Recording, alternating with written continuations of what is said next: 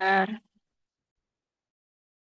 Oke, teman-teman yang dari Palangkaraya nanti kita akan bertemu di hari Sabtu Minggu ya, Sabtu Minggu. Nah, eh, kabarnya tadi belum ada sampaikan di sini ada juga peserta yang dari Semarang.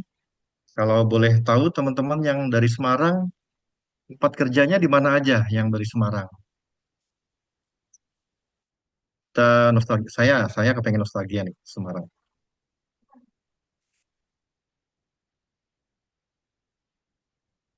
Halo,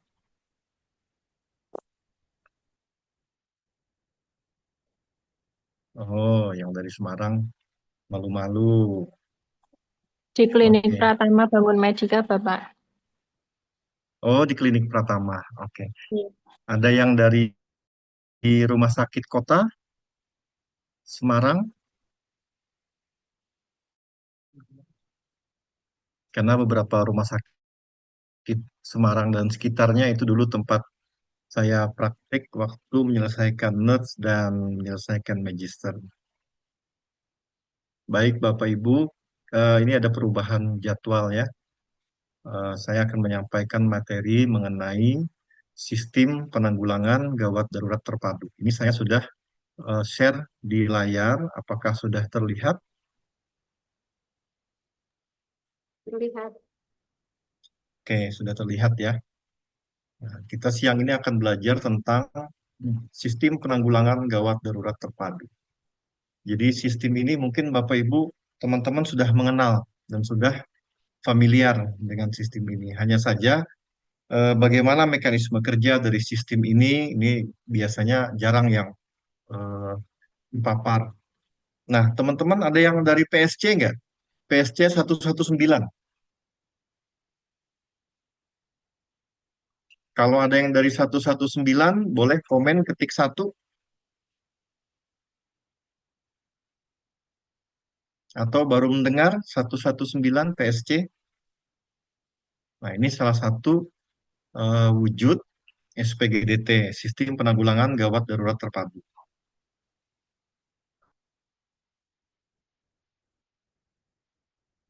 Apa yang kita sampaikan, ini saya ambil dari hmm, Pedoman Teknis Sistem Penanggulangan Gawat Darurat Terpadu yang dirilis oleh Pusat Krisis Kesehatan Kementerian Kesehatan. Tentu kita nggak bisa lepas dari rambu-rambu yang ada di Kementerian Kesehatan ya. Nah, hasil belajar setelah mengikuti pelatihan ini, mudah-mudahan teman-teman bisa memahami tentang SPGDT. Apa itu SPGDT, bagaimana penyelenggaraan dan mekanisme rujukan seperti apa. Ini akan kita bahas teman-teman dari materi pokok satu tentang SPGDT. Nah, SPGDT ini dirancang dan desain sebagai sebuah sistem koordinasi yang sifatnya melibatkan banyak sekali unit kerja. Karena itu disebut dia multi sektor. Kemudian yang kedua, kata kuncinya adalah dia didukung oleh berbagai jenis profesi di situ, baik nakes maupun non-nakes. Makanya disebut dengan pendekatan multidisiplin dan multi profesi. Nah, kemudian aktivitasnya itu berlangsung dengan satu panduan, satu komando. Makanya dia disebut pelayanan yang terpadu. Ini bahasa redaksi dari regulasi, saya hanya menggarisbawahi yang penting-penting saja. Nah, SPGDT itu aktivitasnya meliputi pelayanan prahospital, pra-rumah sakit. Maka teman-teman yang berada di FKTP ini adalah salah satu penunjang dari SPGDT pra-rumah sakit. Kemudian pelayanan intra rumah sakit dan yang ketiga adalah pelayanan antar rumah sakit atau yang dikenal dengan sistem rujukan. Nah, jadi SPGDT ini mencakup pelayanan pra, intra, dan antar hospital. Melibatkan siapa saja, mulai dari masyarakat awam, kemudian tenaga medis, dokter gigi, kemudian tenaga kesehatan, perawat, bidan, dan lain-lain, layanan ambulan, gawat darurat, serta didukung oleh berbagai profesi dan sektor. Kita juga ada admin, ada driver, ada ahli komunikasi, dan juga ahli komunikasi massa. Karena dalam konteks manajemen krisis kesehatan, itu sifatnya bukan hanya personal, bukan hanya one by one case, tapi sudah terkait dengan komunikasi massa. Nah, kita tentu mencermati situasi belakangan terjadi demo di seluruh Indonesia. Ini kalau sampai menimbulkan kelumpuhan pelayanan kesehatan, maka kondisi itu disebut dengan krisis kesehatan. Nah, maka komunikasinya nggak bisa hanya komunikasi terhadap korban. Komunikasinya harus komunikasi massa. Nah, oleh sebab itu, konsep ini betul-betul dimatangkan oleh Kementerian Kesehatan. Dan salah satu kurikulum wajib yang disampaikan dalam pelatihan basic trauma dan cardiac life support. Tujuannya apa? Nah, tujuannya adalah tentu meningkatkan akses dan mutu pelayanan kegawat daruratan. Karena sehebat apapun pelayanan kegawat daruratan kita desain, seahli, se-advance apapun kita, kalau nggak bisa diakses, maka percuma. Kalau kompetensi tingkat tinggi dari penanganan gawat darurat hanya tersedia di UGD-nya rumah sakit, ya maka nggak kuat. Karena masyarakat kita menemukan kegawat daruratan itu tidak semua di rumah sakit. Kebanyakan adalah di luar rumah sakit. Nah, kalau misalnya kompetensi itu di delivery ke puskes, seluruh teman-teman di puskesmas mahir melakukan penanganan kegawat daruratan, maka tidak cukup juga.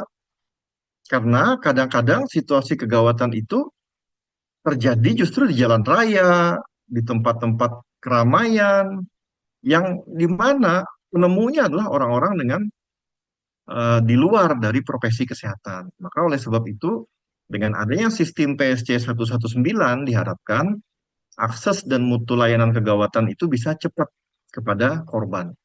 Nah, sehingga respon time itu bisa dipercepat. Nah, kalau respon time-nya cepat, maka diharapkan kematian dan kecacatan itu menjadi rendah. Nah, ruang lingkup, kalau kita mau membangun SPGDT, maka yang harus dimatangkan adalah sistem penanggulangan kegawatan sehari-hari dulu.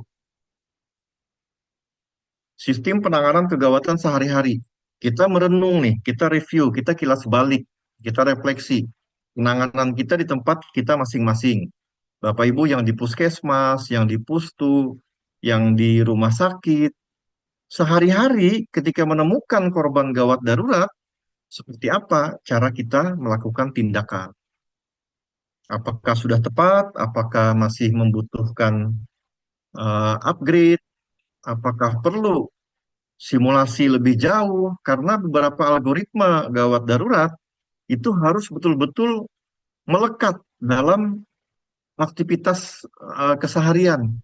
Sehingga begitu ketemu kasus, itu nggak blank. Otomatis kita.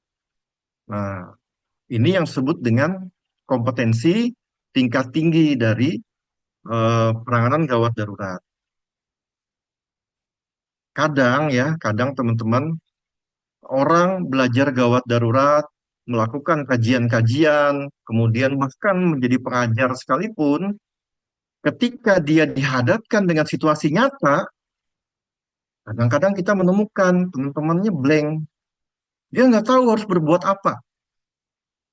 Contoh kasus, menjadi pengajar gawat darurat, menjadi pemateri gawat darurat, keliling Indonesia menjadi pengajar gawat darurat. Tetapi ketika bertemu rekan kerjanya yang mengalami penurunan kesadaran, ini bingung mau diapakan. Padahal sehari-harinya adalah menjadi pemateri gawat darurat. Nah, kasus-kasus seperti ini banyak terjadi. Nah, harapan kita dengan pelatihan ini, teman-teman itu mampu nanti di akhir pelatihan otomatisasi. Jadi nggak perlu banyak berpikir, begitu ketemu situasi ini langsung melakukan ini. Nah, jadi kompetensinya bukan hanya di ranah kognitif dan afektif, tapi langsung ke psikomotor. Nah, kalau penanganan sehari-hari teman-teman sudah bagus, nanti ketika terjadi eskalasi bencana, teman-teman dilibatkan sebagai tim penanggulangan bencana, maka teman-teman tuh udah cakep mainnya. Nggak perlu banyak komando. Nah, saya kebetulan saat ini adalah salah satu tenaga cadangan di tenaga cadangan kesehatan di pusat krisis kesehatannya Kemenkes. Makanya di dalam sesi-sesi pelatihan seperti ini, fokus saya bukan hanya mengupgrade teman-teman, tapi fokus saya adalah menjaga potensi diri saya sendiri. Jangan nanti saya bicara, tapi ternyata saya juga tidak mampu memberikan contoh teladan yang baik. Nah, jadi melalui pelatihan ini mudah-mudahan saya juga memperoleh pemahaman dan memelihara kompetensi. Pelayanan tadi di SPGDT sudah kita lihat bersama, dia prafasiankes, intra dan antar pasienkes. Di prafasiankes itu yang terlibat siapa? Yang pertama, Public Safety Center, PSC 119. Saat ini di mana-mana masing-masing kabupaten sudah mulai membangun PSC 119. Salah satu contoh yang pernah saya lihat PSC-nya Magelang, saya nggak tahu ya sekarang masih masih sama seperti yang saya lihat dulu apa tidak. Jadi PSC 119 Magelang Kota Madia itu dia sudah sampai kepada ketersediaan bed di masing-masing rumah sakit yang menjadi jejaring. Jadi kalau teman-teman puskes yang akan yang melakukan pertolongan pertama itu udah mapping tuh rumah sakit mana yang punya kompetensi menangani kegawat daruratan yang kita temukan dan ketersediaan bed kalau dia harus rawat inap. Maka kita arahkan rujukannya ke sana. Ya, dulu ada kasus penembakan yang melibatkan ketua KPK dulu ya, ada kasus besar Antasari Azhar. Nah, korbannya itu setelah ditembak dirujuk ke rumah sakit A. Ternyata rumah sakit A itu tidak punya kompetensi. Akhirnya dirujuk lagi ke rumah sakit B. Nah, proses rujukan yang ke sana kemari itu menyebabkan kehilangan waktu sedemikian banyak. Nah, sehingga eh, pertolongan terhadap korban itu terlambat diberikan. Maka akhirnya korbannya meninggal dunia. Nah, dengan sistem komando yang satu pintu terpusat, mudah-mudahan kita langsung tahu ini kemana nih, kemana rujukan yang pas, kemana rujukan yang dokternya ready, sehingga kita bisa langsung treatment. Nah, kemudian yang kedua layanan ambulan. Kita bangsa Indonesia ini adalah bangsa yang baik hati. Jangankan rumah sakit dan puskesmas, beberapa desa saja sekarang sudah punya fasilitas ambulan. Nah, di beberapa wilayah bahkan rumah ibadah juga punya fasilitas ambulan. Tapi nanti kita lihat apakah operasional ambulannya itu sudah sesuai dengan ketentuan atau tidak. Nah, ini gambar yang hijau ini adalah dalam konteks kegawat daruratan sehari-hari. Nah, nanti kalau terjadi bencana, ini yang kuning ini, nah kalau terjadi bencana skala besar, kelumpuhan sistem akibat demo berkepanjangan, demonya berhari-hari atau terjadi kerusuhan yang menimbulkan kelumpuhan sistem, maka di Prapasyankes, pusat krisis kesehatan akan membentuk namanya Health Emergency Operation Center. Nah, ini layanan untuk Prapasyankes kalau terjadi bencana. Dalam kondisi sehari-hari, di Prapasyankes itu yang tajam adalah Public Safety Center, PSC 119, dan layanan ambulan. Nah, kemudian di Intrafasyankes, IGD. Kita patut bersyukur teman-teman, Bapak Ibu, puskesmas kita juga sudah diarahkan untuk punya UGD yang berkualitas. Kemudian di intra Pasienkes rumah sakit adalah HCU, yaitu korban-korban yang perlu pengawasan terus-menerus karena setiap saat bisa terjadi perubahan kondisi. Nah, ini high care unit, ada juga yang ICU, intensive care unit. Apa bedanya? Kalau yang HCU itu cenderung satu case dan melibatkan satu jenis kompetensi. Tapi dia butuh pengawasan terus-menerus. Sedangkan ICU itu dia melibatkan multidisiplin profesi. Dari profesi medik saja dia sudah bervariasi. Dokternya saja dia sudah berupa tim, apalagi perawatnya ya. Nah, itu ICU. Kemudian kamar jenazah bagi korban-korban yang tentu meninggal dunia, death on arrival, itu layanan kamar jenazah. Nah, ketika terjadi bencana, maka di Fasiankes dia harus sudah mematangkan hospital disaster plan. Kalau terjadi bencana A, maka skenarionya begini. Kalau eskalasi bencana A meningkat, maka skenarionya berubah. Saya ambil contoh.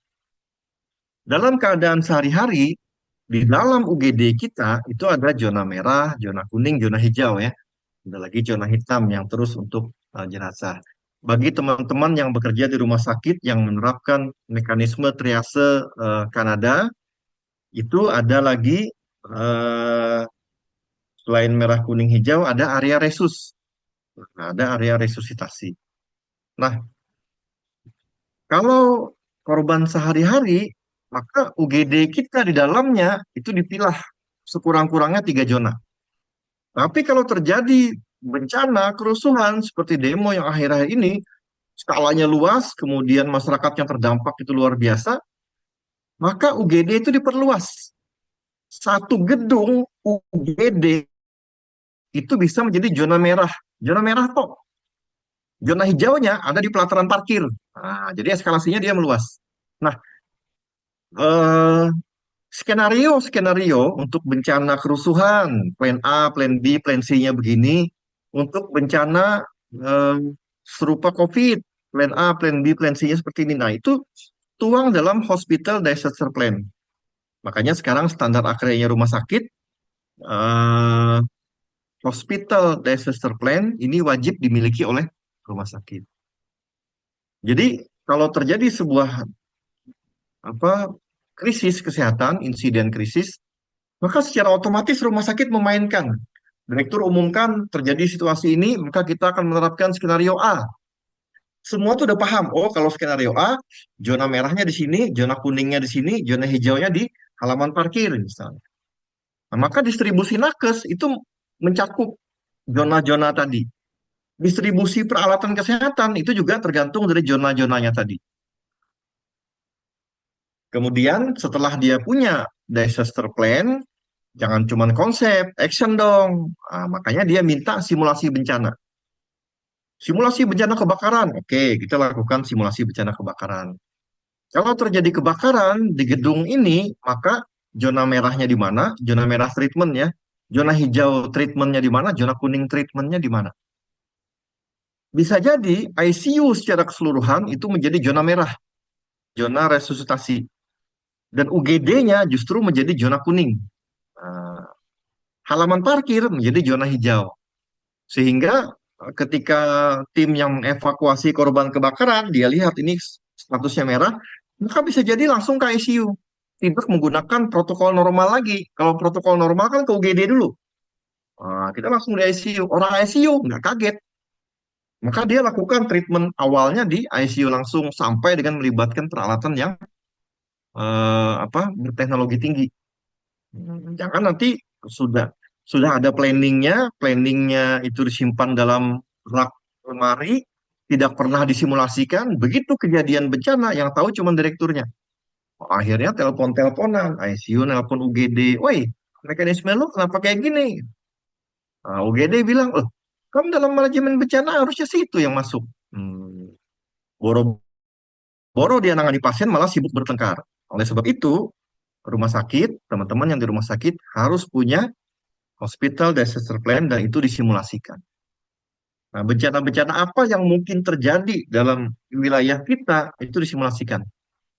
Kami ini Pak, wilayahnya rawan gempa, maka simulasikan. Kalau terjadi gempa, bangunan kita kemungkinan retak, runtuh, maka zona merah di mana, zona kuning di mana, zona hijau di mana. Kan, lalu simulasikan. Kalau nggak simulasi, nanti nggak ada yang paham. Nah, kalau sudah simulasi, tujuannya, harapannya tentu kalau situasi itu kejadian, otomatis dia bergerak ya. Nah, kemudian pelayanan antar fasiankes sehari-harinya ya kita menggunakan sisrut.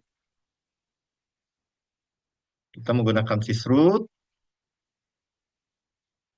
kemudian nah, dalam situasi emergensi dalam situasi bencana, kita harus mampu melakukan fungsi-fungsi evakuasi. Nah, nanti evakuasi ini juga ada teknik dan metodologinya ya. Evakuasi itu bagaimana mengeluarkan korban yang terjepit, bagaimana mengevakuasi korban yang diduga multiple trauma. Nah, ini ada metodologi khusus. Nah, kemudian jangan lupa kontrol lalu lintas. Ini sudah di luar nakes kontrol lalu lintas. Pak, saya kebetulan istrinya polisi, jadi saya kontrol lalu lintas. Ya nggak bisa lah. Yang punya kewenangan kontrol lalu lintas adalah kepolisian. Gitu. Karena itu dia disebut dengan multiprofesi. Nah, bayangannya itu seperti ini nih, teman-teman. Ini konsep dari Pusat Krisis Kesehatan. SPGDT itu. Kalau ada insiden, maka telepon 119.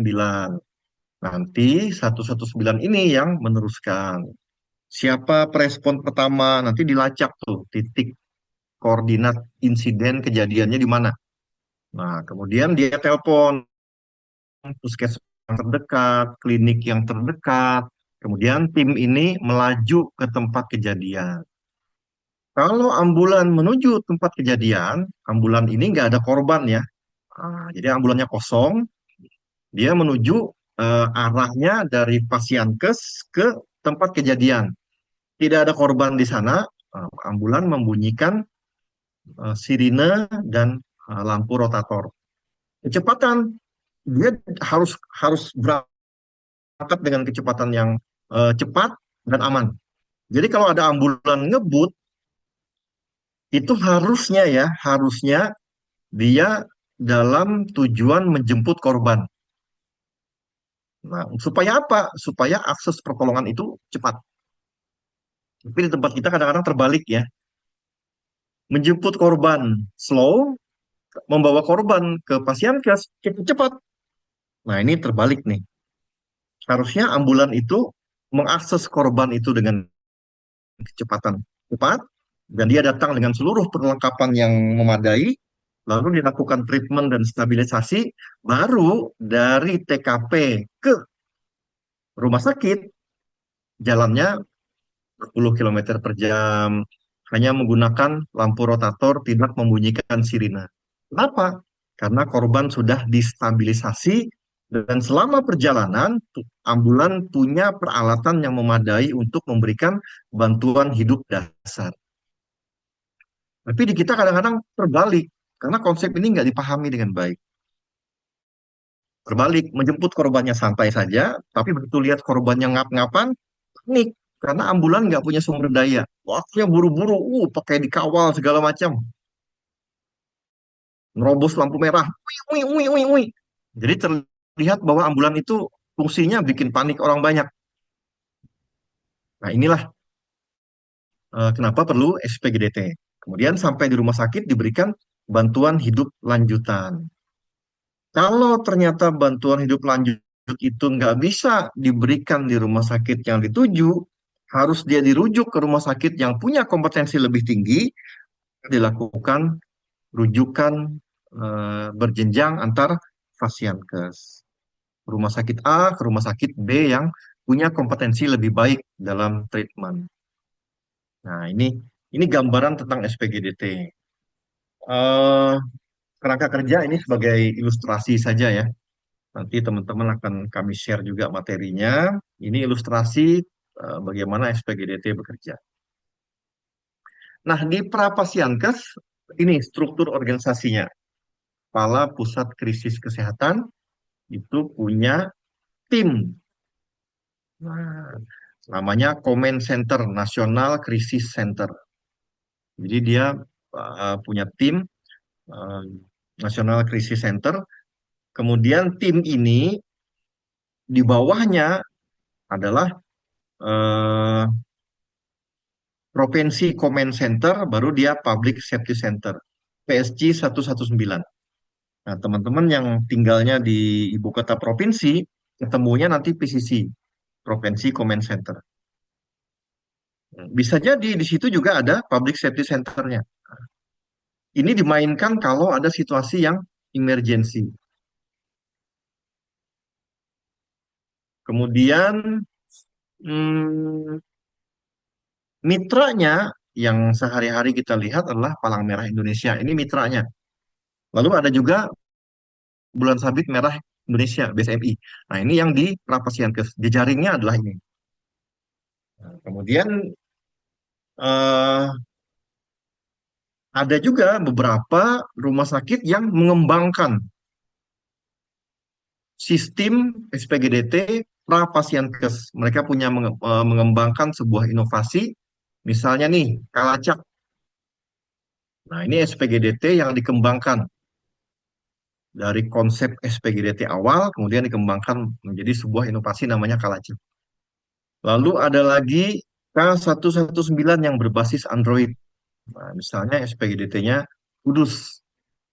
Kemudian ada juga SPGDT yang pengelolanya itu rumah sakit. Nah, pengelolanya rumah sakit. Rumah sakit langsung dia punya SPGDT. Misalnya tuh Rumah Sakit Haji Jakarta yang punya sistem SPGDT yang dihandle langsung oleh rumah sakit. Nah, ini layanan Prafasyankes. Walaupun pemiliknya adalah rumah sakit, tapi operasionalnya adalah operasional untuk prahospital. Jadi ada kegawatan di mana nggak perlu lagi menelpon comment center, langsung ke SPGDT-nya yang dituju. Misalnya SPGDT Rumah Sakit Haji, maka Rumah Sakit Haji akan menurunkan tim ambulan untuk treatment di lapangan. Gitu. Nah, ini contohnya ya, ambulannya SPGDT 119. Nah, kemudian ada juga tim PSC. Tim PSC 119, Public Safety Center itu, koordinatornya adalah Named atau nakes dengan kompetensi manajerial. Misalnya, Named berarti dia seorang dokter, lalu punya kompetensi manajerial. Yang dibuktikan dengan apa? Sertifikat kompetensi pelatihan manajerial atau ijazah yang di situ menerangkan bahwa dia punya kompetensi untuk melakukan fungsi-fungsi manajemen. Nah, dia udah belajar manajemen lah gitu ya. Nah, kemudian emergency medical team, ini tim yang tim gawat daruratnya terdiri dari dokter, perawat, atau bidan dengan kompetensi kegawat daruratan. Maka mereka ini wajib punya sertifikat, baik dia basic maupun advance. Ada advance trauma, ada advance kardiak, ada basic trauma dan kardiak, macam-macam. Nah, kemudian ada tim operator. Operator ini yang memegang kendali komunikasi, yaitu nakes dengan kompetensi gawat darurat dan mampu melakukan komunikasi efektif. Kenapa? Karena ketika dihubungi 119, operator ini yang pegang, yang jawab. Kenapa dia harus punya kompetensi gawat darurat? Karena dia memberi arahan. Lapor Pak, ada korban ditabrak mobil. Ditanya sama operator, kondisinya seperti apa Pak? Dijelaskan luka-luka. Oke, kami akan memanggil tim untuk menuju ke sana. Sementara tim datang, Bapak lakukan A, B, C, D, E. Nah, ini dari operator arahannya. Maka si pelapor itu akan diarahkan oleh operator untuk memberikan pertolongan pertama sampai tim advance-nya tiba. Nah, kemudian yang ketiga, driver ambulan. Dia bukan nakes, tapi punya SIM dan pandai mengemudikan ambulan. Saya kebetulan pernah nih mengemudikan ambulan di luar negeri. Ternyata beda mengemudikan mobil pribadi sama mengemudikan ambulan. Beda. Karena yang kita bawa ini adalah korban dan teman-teman yang sedang memberikan bantuan di dalam ambulan yang sedang berjalan. Maka nggak bisa kita kecepatan 80, 90 tuh nggak bisa. Kecuali di dalam ambulan itu korban cuma terbaring, nakesnya duduk-duduk aja, nggak melakukan apa-apa. Maka, cepet tuh. Jadi teman-teman, kalau melihat ambulan melaju dengan alasan dia sedang merujuk, kecepatannya tinggi, aduh itu berarti nakesnya cuma duduk diam, nggak melakukan apa-apa tuh. Karena harusnya rujukan itu kecepatannya paling banter 40, kalau jalan tol paling banter 80. Regulasinya seperti itu. Kenapa? Karena di dalam ambulan itu korban diperiksa kemudian di treatment sampai dia tiba di tempat rujukan. Nah, kemudian tim pendukungnya siapa? Tim farmasi yang melakukan manajemen obat dan alat kesehatan. Boleh dia kerjasama supporting sistemnya dengan puskesmas atau klinik. Nah, kemudian tim pendukung lainnya untuk manajemen kantor, ada ketatausahaan, kemudian media sosial, dan ahli-ahli IT. Nah, ini contoh alur pelayanan PSC 119. Ini yang dari Kemenkes.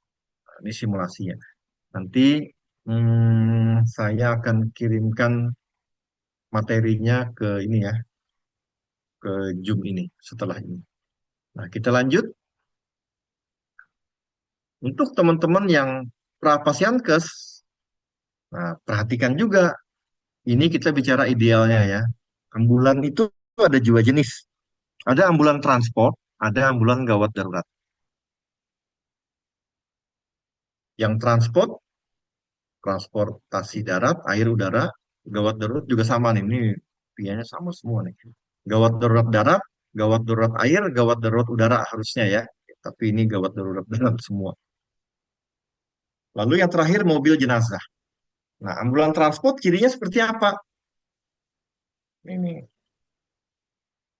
Nanti teman-teman lihat letternya ya, letter yang ada di ambulan. Nah, kalau dia letternya kuning, itu ambulan transport. Kalau letternya merah, ini berarti ambulan gawat darurat. Kalau letternya hitam, itu ambulan jenazah. Nah, teman-teman lihat ambulan kita, ambulan apa nih kira-kira? Ini ambulan gawat darurat, teman-teman. Jadi ada letter ini nih. Dia punya band berwarna merah di sepanjang badannya ambulan itu. Maka kalau dia ambulan gawat darurat, isinya adalah seluruh peralatan yang bisa memberikan pertolongan gawat darurat. Kalau isinya kosong melompong, itu bukan ambulan gawat darurat, itu ambulan transport. Nih, ambulan transport. Bednya berwarna kuning. Maka isinya tidak terlalu banyak fasilitas kalau ambulan transport, karena dia hanya mentransportasikan korban saja. Tapi kalau ambulan gawat darurat, di, dikembangkan menjadi rumah sakit lapangan. Nah, mobil jenazah bandnya berwarna hitam. Nah, tinggal kita lihat aja, tengok ambulan kita. Band warna apa atau nggak ada identitas. Nah, ini Pak, ambulan punya RT 12. Bandnya berwarna apa? Polos. Berarti membingungkan, ini ambulan apa ya? Di tempat-tempat tertentu, ambulan ada yang dalam bentuk mobil. Maka ambulannya bisa modif dari motor. Ini motor, ambulan yang sifatnya ambulan gawat darurat. Kenapa? Dia membawa alatan untuk memberikan pertolongan pertama. Ambulan gawat darurat seperti itu. Nah, atau yang di air ini ambulan. Contoh-contoh ambulan ya. Atau ini nih, transportasi udara. Nah, di bawah ini gambarannya konfigurasi stretchernya seperti apa. Kita salah seorang trainer kita di emergency medical training ini adalah bekerja di salah satu apa ya, penyedia layanan rujukan pesawat terbang. Jadi rujukan antar negara. Misalnya nih ada situasi kegawatan di Indonesia, korbannya pengen saya mau ke Penang, maka dia eh, saya nggak boleh sebut merek ya, maka dia kontak layanan transport udara untuk membawa dia ke Penang misalnya. Ini menggunakan jet. Nah, atau juga helikopter. Ini konfigurasi bagaimana ambulan yang berbentuk helikopter. Konfigurasinya seperti ini. Bahkan di mana dokter berada, di mana perawat berada, itu udah dijelaskan dalam konfigurasi. Nah, ini timnya nih, tim ambulan Prapasyankes. Ini di Arab Saudi tahun 2014. Nah, jadi ini gambaran kalau kita bekerja di Prapasyankes. Kalau nanti suatu saat terjadi bencana, terjadi krisis kesehatan, maka dibentuklah sebuah tim nanti namanya eh, HEOC. Saya lupa tuh panjangannya apa tuh ya. Itu tim yang dibentuk oleh, nah ini nih, Health Emergency Operation Center, HEOC. Nah, tim ini dibentuk oleh Command Center-nya Pusat Krisis Kesehatan. Nah, dibentuk, penanggung jawab lapangannya adalah pemimpin wilayah di situ. Kalau dia di provinsi berarti penanggung jawabnya adalah gubernur yang menugaskan ketua timnya adalah kepala dinas kesehatan. Nah, tim ini yang langsung melakukan analisis, nanti keluar rekomendasi kebutuhannya apa, baru dia dibentuk tim dan memanggil ahli-ahli yang akan ditugaskan dalam kegiatan ini. Jadi kalau dalam kegawat daruratan sehari-hari kita mainnya seperti ini, tapi kalau dalam situasi krisis dan bencana itu skalanya sudah skala besar ya, Bapak Ibu. Yang terlibat bukan hanya kita, tapi udah orang banyak tuh yang terlibat. Nah, kita di Indonesia termasuk daerah dengan banyak sekali kejadian-kejadian. Nah, apalagi yang baru-baru ini ya, yang baru-baru ini kita sedih sekali terjadi demonstrasi yang menimbulkan korban jiwa. Nah, pada saat demonstrasi berlangsung, situasi yang mencekam atau terjadi kerusuhan, maka ini sudah masuk kategori situasi bencana. Ini sudah masuk kategori situasi bencana. Nah, ini kalau sudah situasi bencana, maka skenario treatmentnya itu udah beda. Kita bukan hanya ngurusi korban, tapi kita juga ngurusi pengungsian. Nah, yang terlibat udah banyak tuh. Korlapnya mungkin ada eh, BPBD, mungkin ada Dinas PU, ada juga Dinas Sosial, melibatkan juga Dinas Kesehatan. Itu sudah melibatkan banyak apa ya, banyak stakeholder di situ. Kalau terjadi krisis kesehatan, maka eh, kadang-kadang kita diminta, teman-teman yang di Puskes diminta untuk berfungsi sebagai rumah sakit lapangan. Ini contoh salah satu kebakaran di Los Angeles, Amerika Serikat. Nah, kita kebetulan kalau teman-teman bekerjanya di apa ya, Puskesmas Los Angeles Hilir, misalnya. Puskesmas Los Angeles Hilir terjadi kebakaran besar di Los Angeles, maka teman-teman akan mendapatkan penugasan untuk melakukan penilaian awal, kemudian melakukan triase dan evakuasi medik. Setelah teman-teman melakukan triase, nanti Rumah Sakit Los Angeles lah yang akan menjadi pusat rujukan. Ini kalau terjadi bencana. Nah, sekarang kita bergeser ke intravasionkes. Intravasionkes adalah treatment di UGD. UGD itu didahului oleh triase. Triase dilakukan sebelum dia masuk ke dalam treatment medikal yang advance. Jadi triase itu harus dilaksanakan sebelum dia masuk, sebelum di pintu masuk UGD. Jadi dia di kendaraan itu petugas triase sudah menyambangi. Jangan sampai korban diturunkan lalu ditriase, ini dalam konteks bencana ya. Jangan sampai korban diturunkan, dilakukan triase, ternyata kita nggak punya kapasitas menangani itu. Akhirnya korban dinaikkan lagi, kan lucu. Nah, yang ideal adalah Sejak dia di hospital, sejak dia di kendaraan, tim triasenya yang melakukan asesmen. Oke, ini bisa di treatment di rumah sakit kita, langsung dia panggil, diarahkan ke merah misalnya, atau diarahkan ke kuning, atau diarahkan ke zona hijau. Nah, kalau teman-teman yang menggunakan triase Kanada punya, itu ada 5. Oh, ini DOA, Death on Arrival, atau ini masuk ke area resusitasi, misalnya. Kemudian triase itu harus dilakukan oleh tenaga yang terlatih. Kalau zona merah, itu timnya satu dokter, 2 perawat untuk setiap satu pasien. Nah, maka orang triase yang melihat kapasitas zona merah kita mampu menghandle berapa pasien.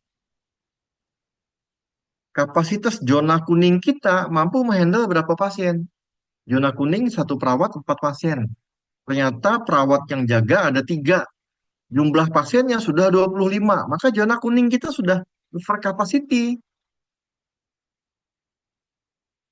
Sebaiknya dirujuk ke rumah sakit yang lebih tinggi atau rumah sakit yang memiliki sumber daya yang lebih memadai. Nah, zona hijau kita 1 perawat 10 pasien nggak apa-apa. Perawatnya cuma berdua, pasiennya 20, ya udah sesuai zona hijau. Nah, apa fokusnya dari aktivitas triase? Triase ini berfokus pada identifikasi ancaman nyawa, ancaman terhadap integritas anggota badan, kemudian eh,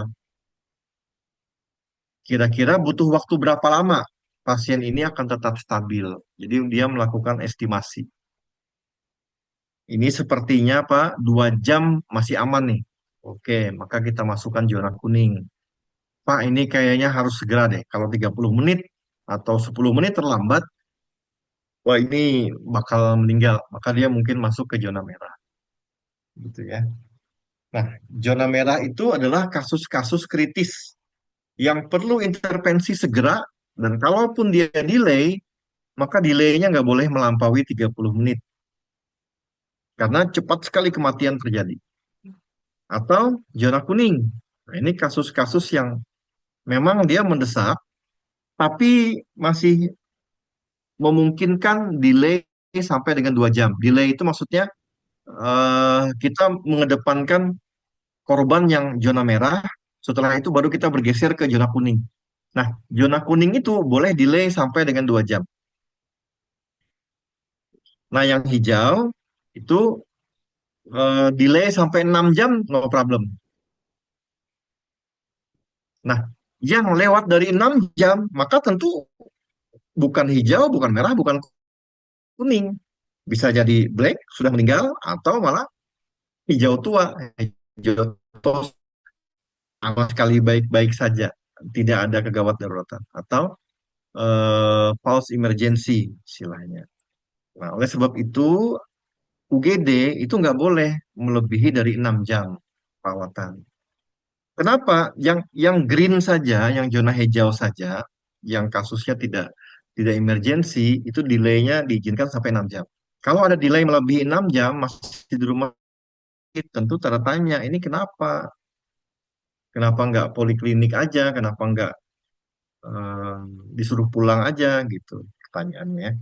Cuma kadang-kadang kami memahami teman-teman yang dinas di UGD, kita melihat tidak ada emergensi, tidak ada kebutuhan untuk rawat inap, tapi kadang-kadang korban dan keluarga yang pengen rawat inap. Takutnya kenapa-napa Pak, katanya. Iya. Nah inilah dilema kita ya, antara kebutuhan real asuhan dan kebutuhannya keluarga. Kadang-kadang kebutuhan keluarga itu datangnya dari preferensi mereka sendiri. Nah, di intravaskular tadi ada high care unit, ada perawatan di intensive care unit. Nah, tentu teman-teman harus memberikan rambu-rambu yang jelas ya.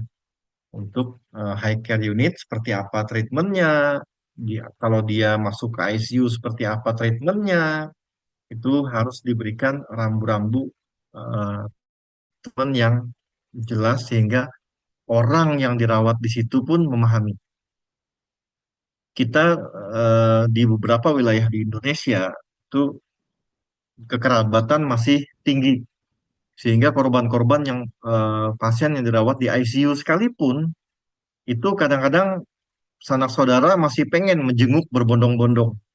Nah, ini harus diberitahu aturan-aturan masuk ICU seperti apa.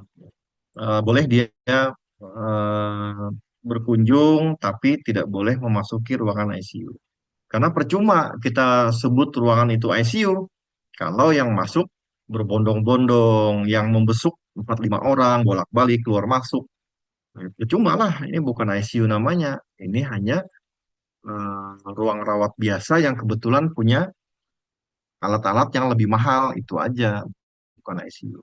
Karena ICU pengendalian infeksi tentu sangat ketat. Kemudian ada juga di intravaskular korban yang dead on arrival. Datang sudah dalam keadaan meninggal dunia.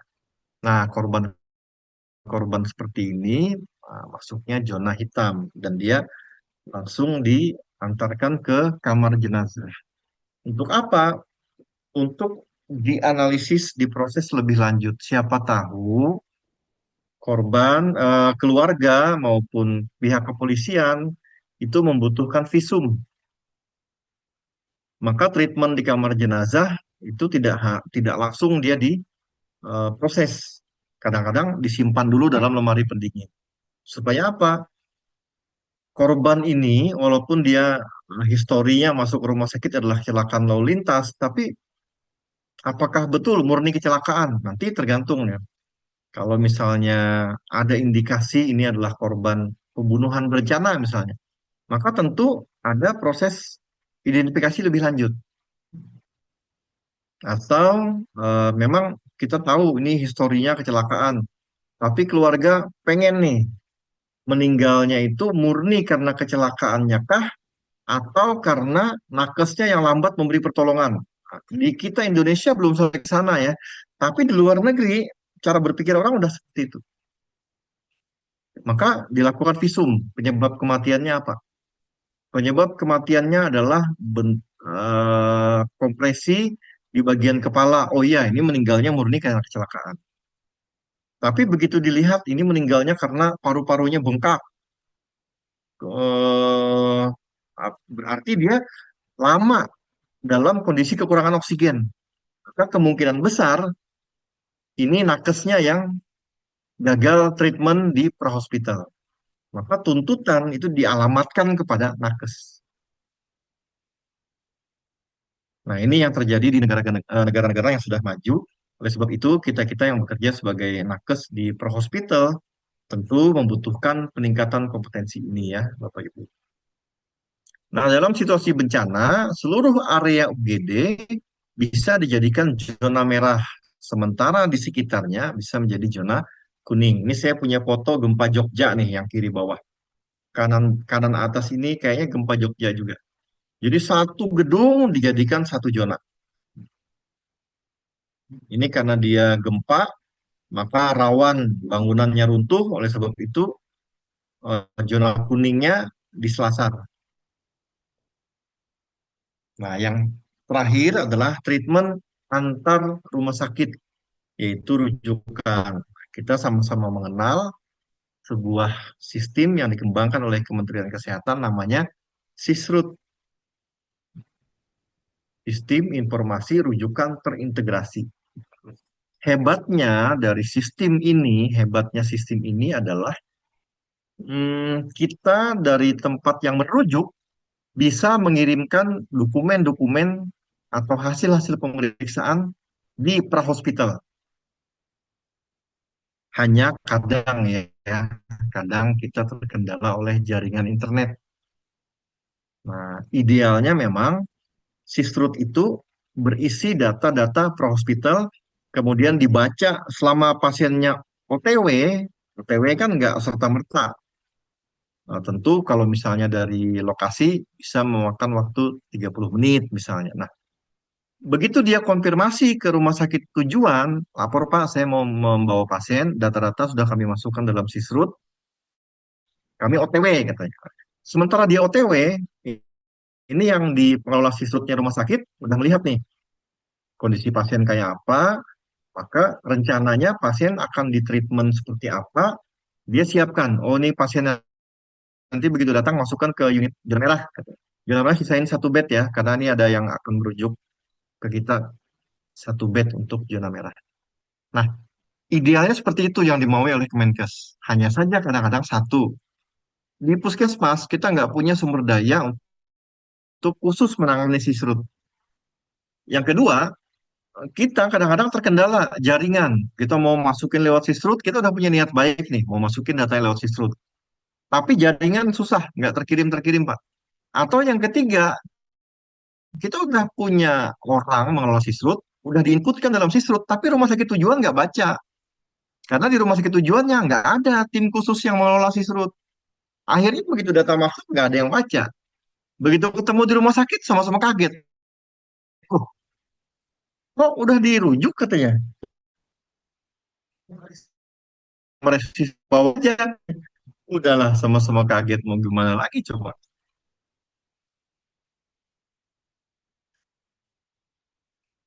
Nah, ini dia standar ambulan yang digunakan kalau kita ambulan gawat darurat untuk mengakses korban dan untuk rujukan. Tinggi, ini 160, 1670 mili sampai dengan 1,8, hampir 2 meter ya, hampir 2 meter tingginya. Supaya apa? Supaya penolong itu nggak nunduk-nunduk amat. Jadi dia eh, apa ya, postur dia selama dia memberikan pertolongan itu aman. Jangan sampai kerja di ambulan begitu pensiun bungkuk, saraf kejepit. Kenapa? Karena kerjaannya nunduk-nunduk mulu.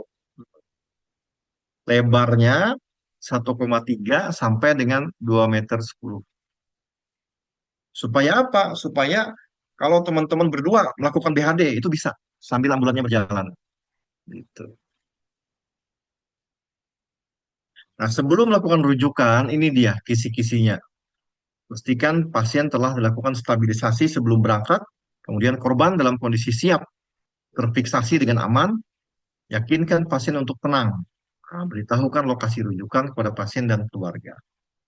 Nah, driver sebelum berangkat dicek dulu nih unitnya. Ini itu ambulannya ya. Pastikan pintu-pintu kompartemen itu tertutup, kemudian aman. Alatan itu dalam kondisi bersih dalam kabin. Peralatan medik itu terpasang. Sebelum berangkat, maka putuskan ini perlu penggunaan lampu dan sirine atau tidak. Eh, nah ini nih, kaidah-kaidah selama melakukan rujukan. Jika tanda vital itu cenderung stabil, maka pengecekan ABC itu setiap 15 menit. Tapi kalau korban tidak stabil, maka pengecekan ABC harus dilakukan setiap 5 menit. Dibuktikan di mana? Dibuktikan di rekam medik rujukan. Minimal EWS-nya terisi. Nah, kalau korban stabil, EWS-nya per 15 menit. Kalau korban tidak stabil, EWS-nya per 5 menit diisi. Tanyaannya, kalau ambulan melaju dengan kecepatan tinggi, dikerjakan nggak EWS-nya? Nggak. Maka rekam medik ambulan kosong. Diisi nanti begitu sampai tujuan. Nah, ini yang susah. Selama korban kita masih belum melek hukum, mungkin nggak apa-apa ya. Tapi kalau korban yang kita rujuk melek hukum, nah ini yang menjadi faktor kewaspadaan buat kita. Nah, kalau misalnya hmm, korban dibalut dan dibidai, tentu teman-teman waspadai sindrom kompartemen, ya. Nah, kemudian fokuslah kepada pasien. Yakinkan pasien sesering mungkin. Gimana Pak? Gimana? Bapak merasa nyaman atau ada hal-hal yang tidak nyaman? Nanti kita akan periksa selama di rujukan. Lihat dia sebagai individu, bukan sebagai case. Nah, instruksikan pengemudi untuk melambat atau mengambil rute yang berbeda jika pasien tidak nyaman dengan kecepatan dan goyangan di mobil. Jadi kalau kalau pasiennya tersiksa dengan kecepatan tinggi, maka bilang sama driver, kita pelan aja, kecepatan 40. Cuma kadang-kadang kita takutnya korban kenapa-napa di tangan kita. Makanya buru-buru kita pengen melemparkan tanggung jawab. Maka buru-buru kita, wah ambulannya cepat, nyut, sampai tujuan. Kalaupun meninggal di tempat tujuan, aman katanya. Padahal bukan seperti itu ya mekanismenya. Atau boleh kita minta dipercepat kalau kondisi korban cenderung memburuk. Berdasarkan apa? Berdasarkan EWS-nya tadi. Karena tiap 5 menit, ini tiap 5 menit kok kita boleh minta dipercepat atau kita mampir di Paskes terdekat. Mapping. Ini kita mau ke rumah sakit di Banjarmasin, tapi kelihatannya korban memburuk. Cek rumah sakit terdekat, rumah sakit Kapuas atau rumah sakit Pulang Pisau atau puskesmas mana yang kira-kira punya oksigen yang memadai sehingga kita bisa mampir sebentar untuk apa ya, stabilisasi korban. Jadi keputusan tentang rujukan itu dinamis sepanjang perjalanan. Jangan sampai rujukan itu dikendalikan oleh driver. Kadang-kadang kita nih dikendalikan oleh driver. Drivernya seenaknya ngebut, kita nggak bisa akses. Kita ngecek pasien, kita lihat doang. Karena kita juga mabuk di belakang. Kita aja mabuk, lihat pasien. Nah, begitu tanya, mana EWS-nya ambulan? Nggak ada. Tujuan baru diisi. Nah, kalau situasinya bencana, nah ini evakuasi dan transport ini membutuhkan apa ya, treatment dan konsentrasi yang lebih tinggi. Gitu.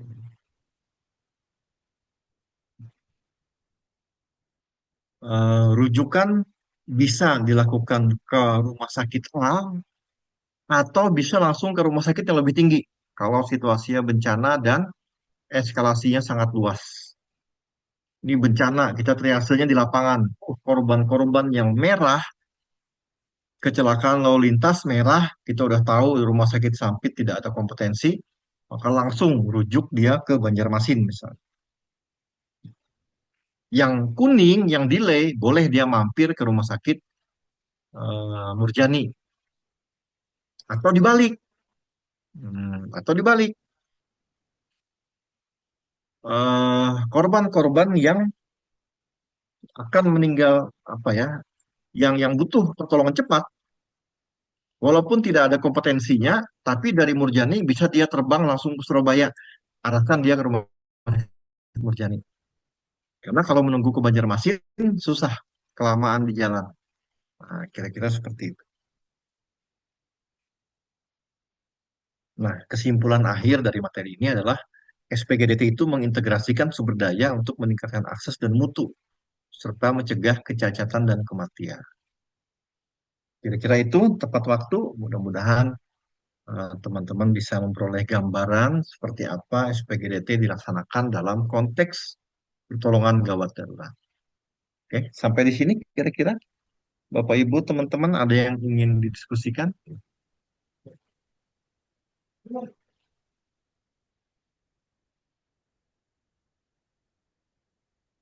Baik teman-teman, apakah ada pertanyaan terkait dengan SPGDT? Biasanya ada pengalaman ya terkait dengan merujuk menggunakan SPGDT ataupun ada pengalaman keluarga yang dirujuk melalui SPGDT ataupun PSC ya yang terkenal untuk saat ini. Baik teman-teman, Ah, ya silakan. Halo, apakah ada orang atau saya berdua saja ini sama Pak Kus ini di sini. Halo. hai atau karena udah siang nih makanya pada meleot semuanya nih ya. Pada tidur siang kayaknya ya. Pada tidur siang ya. Oke, kita Sila lanjut. ya silakan apakah ada? Ya Masih silakan. masih asisten in sisi ya. Oke. Masih masih sambil kerja, Bapak Ibu. Oke. Oke, apakah ada? Jika tidak ada, bagaimana nih bagus? Apakah saya mengajukan pertanyaan atau bagaimana nih? Belum ada, boleh, boleh. Silahkan. Hmm, Siapa tahu teman-teman dapat insight dari situ ya. ya, terkait dengan PSC itu ya teman-teman ya. Mungkin teman-teman seringkali mendengar terkait dengan Public Service Center atau PSC 119. Nah, ini untuk nelponnya itu apakah ada biaya tambahan atau tidak? Karena saya pernah nelpon itu 119 langsung dihubungkan langsung ke Jakarta ya. Begitu. Bagus. Silakan bagus. Ya, ya. Saya kurang paham ya apakah itu berbayar atau tidak. Tapi harusnya itu tidak berbayar. Sama dengan kalau kita telepon pemadam kebakaran, misalnya berapa tuh nomornya, itu harusnya tidak tidak menimbulkan tagihan. Nah, harusnya tidak menimbulkan tagihan. Itu. Eh, Jeleknya memang saat ini adalah comment center itu ke Jakarta dulu, baru Jakarta nelpon lokasi terdekat. Nah, iya kalau operator terdekat itu standby. Kalau operatornya lagi beli bakso, waduh, susah. Iya, karena Ada ada. eh, sit- ada situasi yang awalnya debatable ya, debatable, tapi kemudian AHA bisa menerima itu, yaitu menggunakan media sosial. Jadi ketika kita menemukan korban, kita boleh live, live kemudian disiarkan di media sosial.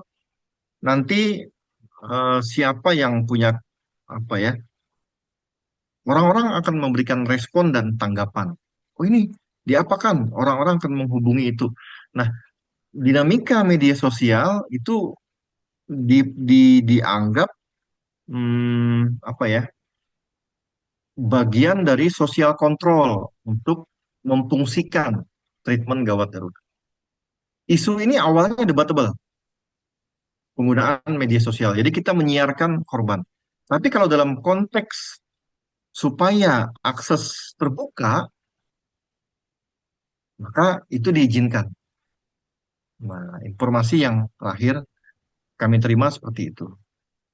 Jadi penggunaan media sosial. Benar, karena media sosial ini ada dampak negatif dan dampak positifnya juga. Ya, betul. Dampak negatifnya adalah memberikan gagasan untuk para penipu. Nah, Jadi live-nya kita itu dia gunakan buat penipuan. Dampak negatifnya itu. Tapi dampak positifnya adalah akses. Siapa yang melihat, siapa tahu di situ ada dokter, ada nakes, dia bisa memberikan komen atau memberikan panduan di media sosial itu. Saya nggak tahu ya dalam konteks Indonesia penggunaan media sosial seperti apa itu di dalam konteks Indonesia sepertinya masih belum dibahas. Tapi dalam konteks internasional gagasan ini dapat diterima dan rekomendasi AHA sudah mengizinkan itu. Tapi kita kembali ya dalam konteks Indonesia apakah situasi ini dapat terima ini masih debatable. Kira-kira begitu. oke, di sini ada pertanyaan aja mungkin dari teman-teman.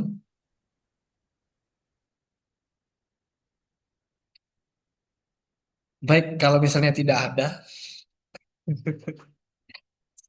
bagaimana, Bagus? Apakah mau diakhiri untuk karena tidak ada Oke, pertanyaan boleh. ini? Oke. Ini karena masih topiknya kebijakan ya, topiknya kebijakan, materi-materi dasar. Nanti mudah-mudahan materi-materi yang sifatnya teknis, teman-teman bisa mendalami secara lebih baik. Kira-kira itu saya akhiri. Assalamualaikum warahmatullahi wabarakatuh. Selamat siang, Waalaikumsalam. selamat pelatihan buat semua. Terima kasih, Oke, Pak. Terima kasih, baru Pak. baru terima kasih semuanya langsung dibuka mic-nya ya. Oke, saya minta untuk teman-teman untuk membuka mic-nya. Saya ingin teman-teman memberikan apresiasi kepada Pak Kus sebelum Pak Kus untuk melakukan aktivitas lainnya. Saya ingin memberikan apresiasi i- saya ingin mengajak teman-teman untuk memberikan apresiasi kepada Pak Kus dengan memberikan tepuk hebat. Nah, bagaimana tepuk hebatnya? Tepuk tangan 3 kali, eh, bilang hebat, hebat-hebat, 3 kali lagi hebat-hebat, dan terakhir hebat. Oke, siap? Siap. Dibuka. Oke, dibuka mic-nya semua teman-teman. Silakan dibuka mic-nya. Tepuk hebat, hebat-hebat, hebat-hebat, Hebat. Hebat. hebat. Oke, Diulang, terima kasih. diulang. Oh, diulang Oke. lagi ya. Nanti ya. Oke, nanti terima kasih Pak Gus sudah menyempatkan waktu untuk memberikan memfasilitasi kami terkait dengan materi SPGDT, Sistem Penanganan Gawat Darurat Terpadu. Jika Pak Gus ada kegiatan lain, dipersilakan untuk melakukan aktivitasnya. Terima kasih, izin pamit ya Bapak Ibu teman-teman. Baik, Silahkan terima kasih. dilanjutkan bersama Terima Bu kasih, Imade. Bapak. Terima kasih, Pak. Terima kasih Pak. Pak. Selanjutnya kita akan ke di sini. Apakah Mas ada di sini? Sepertinya kita istirahat dulu ya. Kita istirahat dulu selama 15 menit. Kita akan kembali di jam 14.30, teman-teman. Kita akan kembali di jam 14.30. Teman-teman bisa merenggangkan otot dulu, merenggangkan otot, dan juga makan. Terima kasih Om Ade dan teman-teman semuanya. Terima kasih masih bertahan ya. Kita masih ada 2 hari lagi untuk online ya. Ini hari pertama ya. Hari pertama kita online dan mudah-mudahan 2 hari ke depan kita diberi kesehatan dan kita masih bisa memonitor kita masing-masing. Gitu. Baik teman-teman, saya tidak panjang lebar karena ini adalah materinya materi etik dan legal kegawat daruratan dan ini isinya semuanya adalah apa namanya uh, ketetapan-ketetapan dari pemerintah. Jadi saya cuma menggambarkan ke teman-teman semuanya apakah yang saya lakukan selama ini dilindungi undang-undang atau tidak. Apakah saya menolong yang dari awal tadi BHD, maaf saya perawat terlatih, boleh mundur. Nah, apakah tindakan itu, nah, kan gitu. Apakah dilindungi oleh undang-undang? Nah, kalau saya salah-salah, apakah saya dihukum? Nah, kan gitu. Nah, kita akan bahas satu persatu di aspek legal.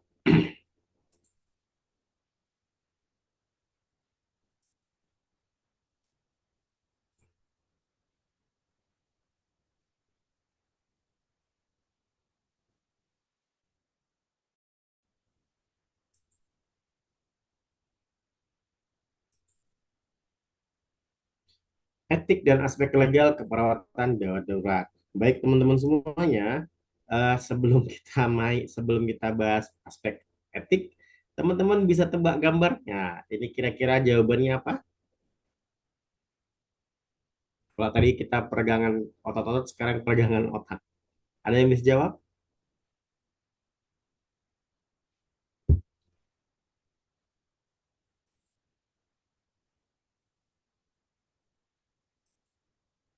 Halo, gambar saya ini ada yang bisa jawab? Orang Palangkaraya, orang Jakarta. Petenis skandal. Petenis handal. Baik, kita cek bersama-sama apakah betul petenis handal. Ya, luar biasa. Ya, ini pete dan ninis, petenis. Nah, ini sandal, kita ganti dengan S-nya dengan H. Saya mau cari perawat. perawat, cuman enggak ketemu ya. Perawatnya ini mau jadi apa gitu. Dari ketemunya cuma peti ya. Baik teman-teman, harapannya dengan adanya gambar ini kita sebagai perawat bisa menjadi perawat handal yang mana bisa menolong sesama. Kira-kira begitulah eh, efek dari eh, tebak gambar ini. Baik teman-teman, nanti kita akan bahas peran dan fungsi perawat dalam gawat darurat. Yang kedua apa? Kita akan bahas tentang etik keperawatan gawat darurat, dan yang ketiga adalah aspek legal keperawatan gawat darurat. Nah, pelayanan keperawatan gawat darurat tidak dapat dilepaskan dari prinsip-prinsip asuhan komprehensif perawat dan pentingnya peran perawat dalam kondisi gawat darurat. Perawat dan tenaga kesehatan lainnya harus memiliki kemampuan, keterampilan, teknik, serta ilmu pengetahuan yang tinggi dalam memberikan pertolongan kegawat daruratan kepada pasien. Makanya saya sampaikan ke teman-teman semuanya bahwasanya kita sebagai perawat gawat darurat itu harus cepat dan tepat. Nah, tidak hanya cepat, tapi harus tepat. Nah, bagaimana biar kita tepat? Salah satunya kita melakukan pelatihan-pelatihan keterampilan ya, kemampuan dan pengetahuan yang cukup mendalam. Nah, kalaupun sudah tinggi pun ilmunya, kalau tidak dipraktekkan juga sia-sia, kira-kira begitu. Nah, sebenarnya fungsi dan peran kita tuh apa sih di dalam wacana gawat darurat ini? Nah, peran perawat gawat darurat yang pertama sebagai triase, teman-teman. Jadi kita memilih, ya, kita mengkaji dan monitoring kondisi gawat darurat. Nah, bisa bantu saya teman-teman, bagaimana kita mengetahui pasien itu pas kita triase, warnanya warna hijau. Ada yang bisa bantu saya? Bagaimana kita identifikasi kalau kita dalam bencana, kita tahu orang itu hijau, dan bagaimana kita untuk mengumpulkan korban-korban yang hijau. Ada yang bisa bantu?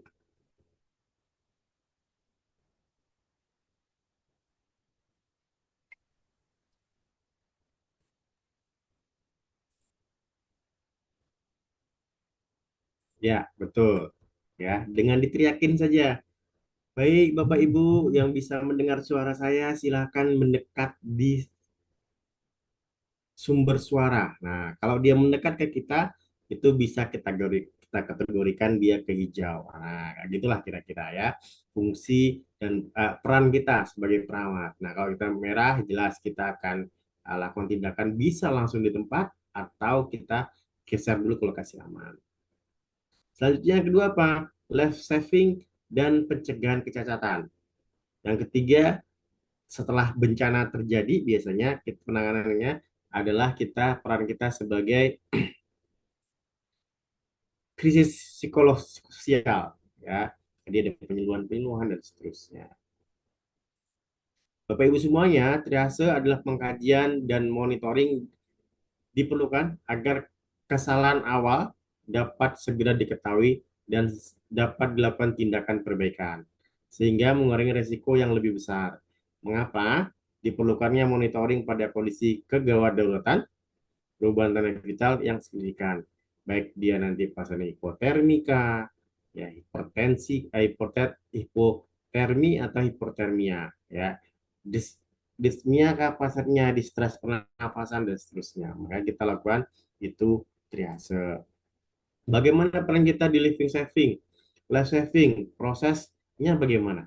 Caranya bagaimana? Tindakan yang berupa penyelamatan, pengobatan, dan pertolongan pertama terhadap korban untuk dapat menyelamatkan hidup atau living saving dan mencegah kecacatan pada pasien. Perawat gawat darurat diharapkan dapat melakukan peran dan fungsinya dengan baik. Ya, salah satunya nanti bagaimana kita melakukan balut bidet sementara, ya, untuk mencapai lokasi rujukan. Nah, bagaimana kita melakukan tindakan pemasangan infus dan seterusnya. Penanganan krisis psikososial apa sih, gitu ya? Pada situasi gawat darurat, reaksi psikologis yang biasanya muncul baik pada pasien maupun keluarga dapat berupa kecemasan dan kehilangan. Pada kondisi krisis psikologis, perawat dapat melakukan intervensi berupa tindakan relaksasi, mengurangi stres fisik dan mental melalui observasi, tindakan terapeutik, dan edukasi. Bisa jadi keluarganya yang baru datang, nangis, dan seterusnya, itu akan menghambat kinerja kita. Kita bisa bantu ke keluarganya, Bapak Ibu, tenang saja, kami sudah melakukan tindakan, ini lagi proses tindakan, dan sepertinya mohon doanya anaknya bisa kita selamatkan. Atau Ibu, Bapak, silakan duduk dulu, tenang, kami akan menjelaskan bagaimana kondisi anak Bapak sekarang, kira-kira itu. Jadi kita ada cerita persuasif di sana di orang tuanya, kira-kira gitu. Nah, etik keperawatan gawat darurat, ya. Bagaimana etika profesi keperawatan telah diatur ya di dalam Kode Etik Keperawatan Indonesia dari Persatuan Perawat Nasional Indonesia. Kode etik keperawatan menurut PPNI adalah pernyataan atau keyakinan mengenai kepedulian, nilai, serta tujuan dari keperawatan itu sendiri.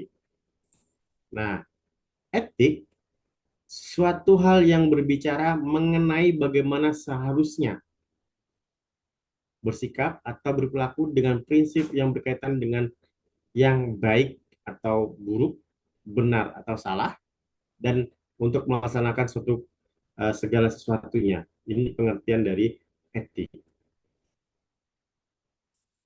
Nah, kode etik sendiri itu adalah apa?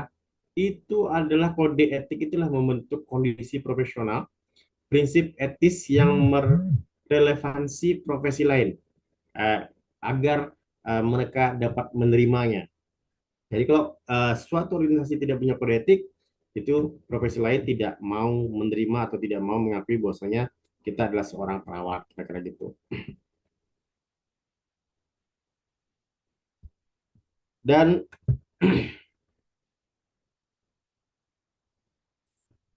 kode etik keperawatan terdiri dari 5 pokok, ya.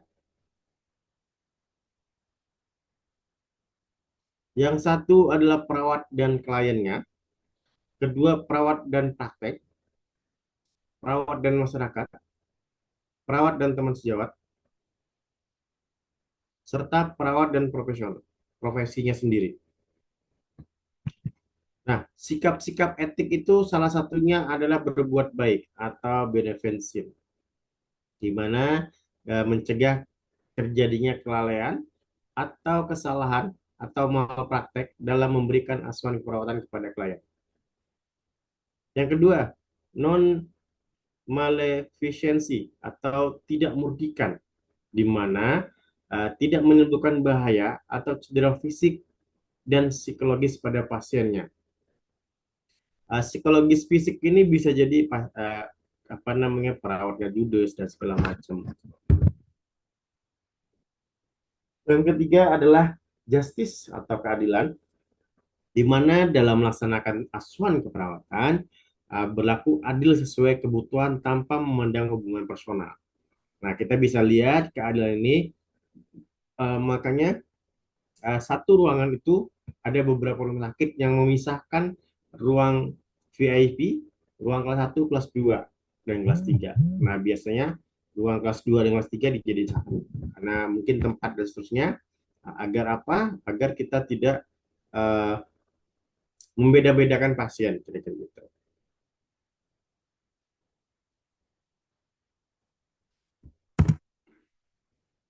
Nah, masalah-masalah etik yang sering terjadi, yang keempat adalah otonom, ya. Otonomi, kalian diberi kebebasan untuk menentukan sendiri atau mengatur diri sendiri sesuai dengan hakikat manusia yang mempunyai harga diri dan martabat. Contohnya apa?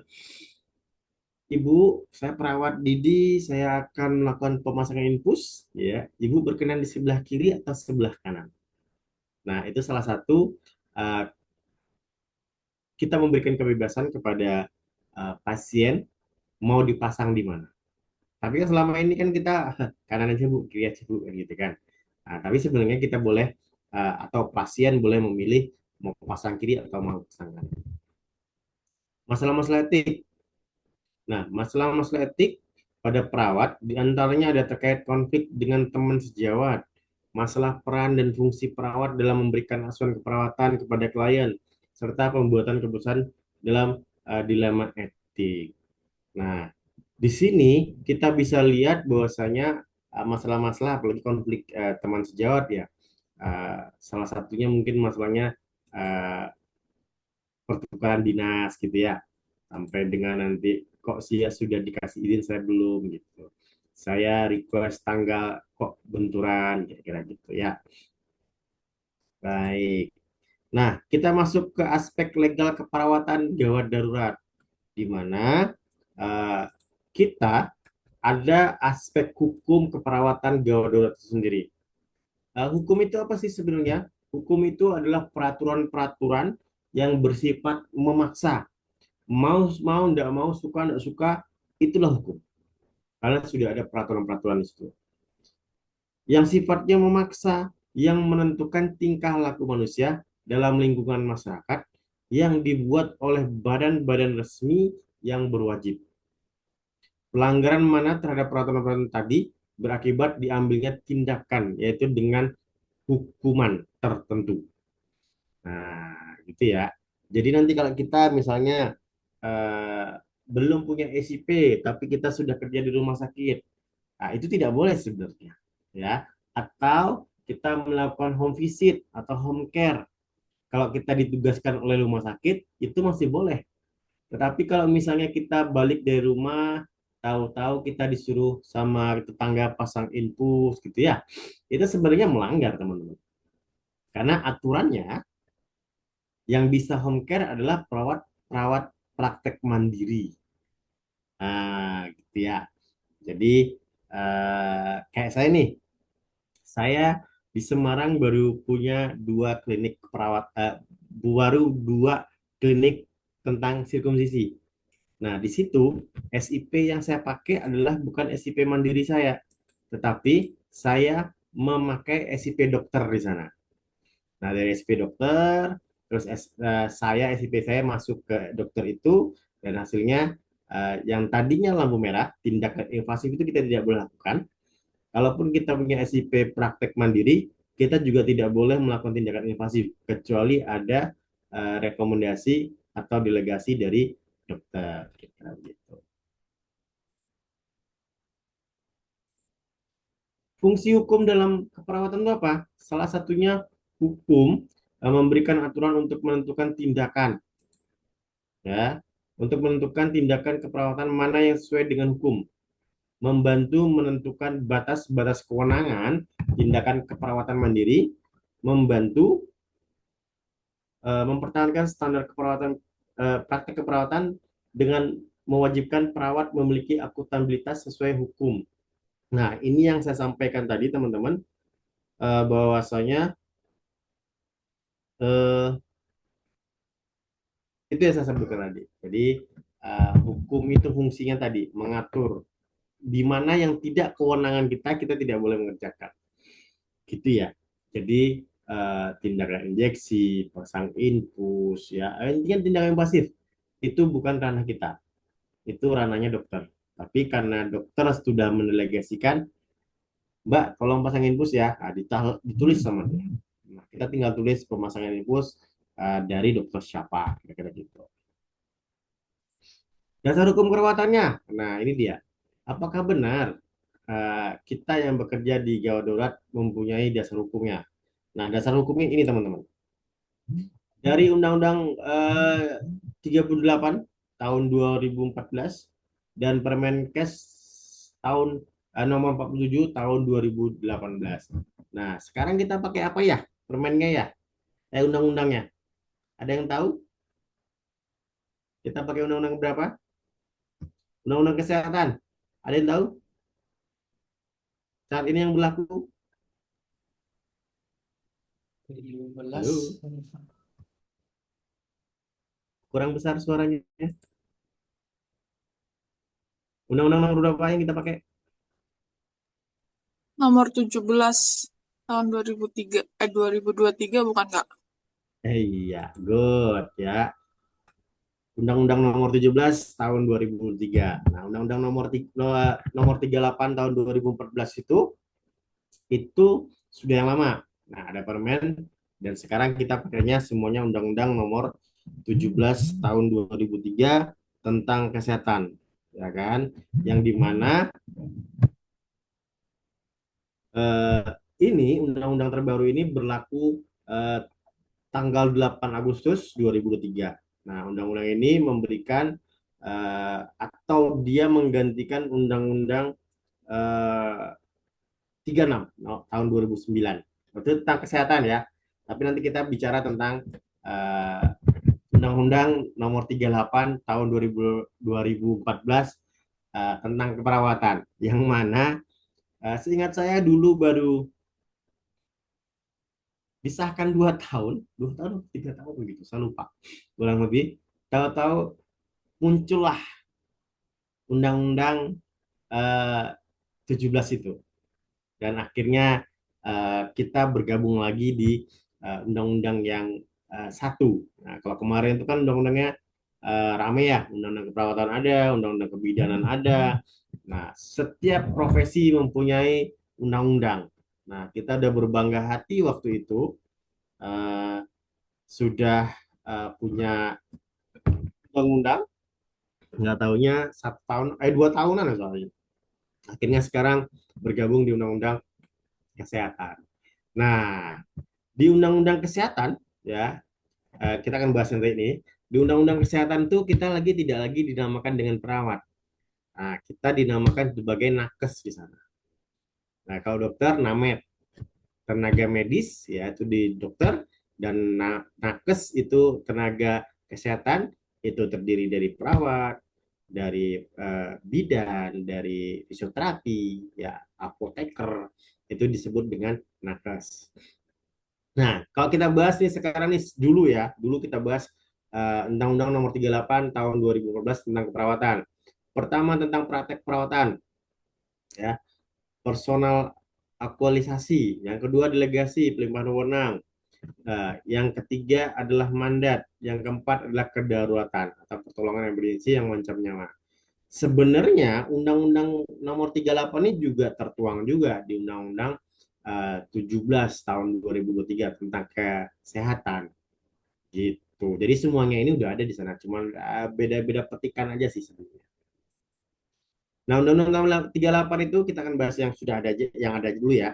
Undang-Undang Nomor 38 tentang perawatan ini, di pasal 30, perawat berwenang memberikan asuhan keperawatan di bidang UPAKes perorangan, upaya kesehatan perorangan. Pasal 32-nya, kita boleh melakukan tindakan invasif ya, atau memasukkan benda lain ke dalam tubuh, bisa dengan pelimpahan wewenang, delegasi, atau mandatorium. Nah, kita bisa melakukan ketindakan kedaruratan, pertolongan pertama, penetapan kedaruratan, ketentuan kedaruratan diatur dengan PMK. Itu pada pasal 35.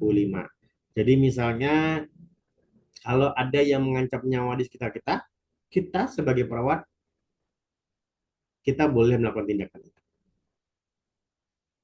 Ya, jadi tidak ada larangan untuk kita melakukan tindakan kedaruratan, di mana kita akan melakukan pertolongan pertama.